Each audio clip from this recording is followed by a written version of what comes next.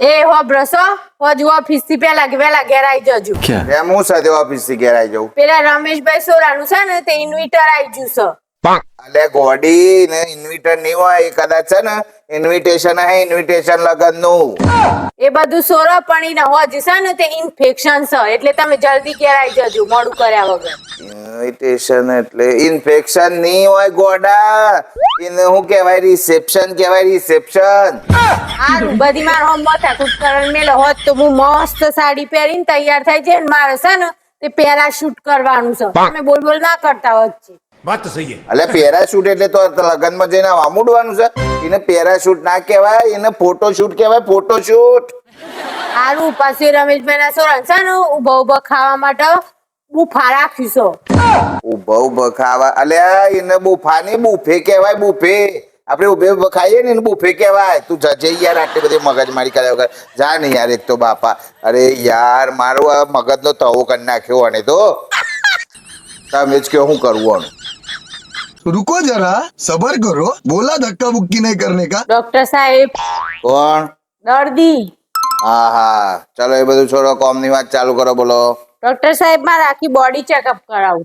ઓહો, તો ચલો કપડો કાઢીને સુઈ જાઓ. હા કપડો કાઢીને ડોક્ટર સાહેબ?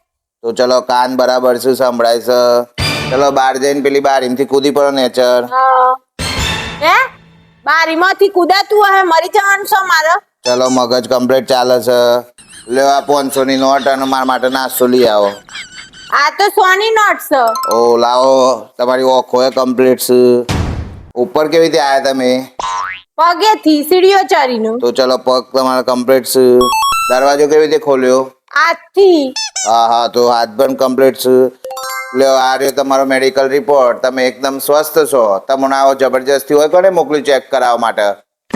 એ તો બધું બરાબર છે ડોક્ટર સાહેબ, પણ તમારું આ મેડિકલ ચેકઅપ કરવાની સ્ટાઇલ કોક નવી જ લાગે છે.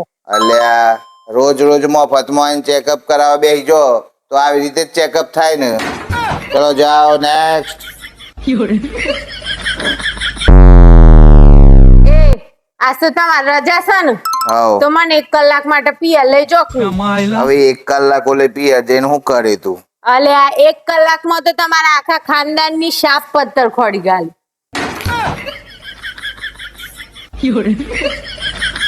1 કલાકમાં તો બધું ખોદી ગાલે. तेरा तो गेम बजाना पड़ेगा.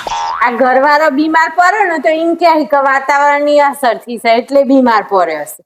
અને જો અમે બીમાર પડ્યા ને તો કે હજી રો મોબાઈલમાં ઘુસેલા, રાતે 2 વાગ્યા સુધી મોબાઈલમાં ઘુસેલા ને ઘુસેલા રહો છો એટલે બીમાર પડ્યા, રખડો છો એટલે બીમાર પડ્યા. જેમાં પણ વાતાવરણની અસર ના થાય, અમારે બીમાર ના થવાય વાતાવરણથી.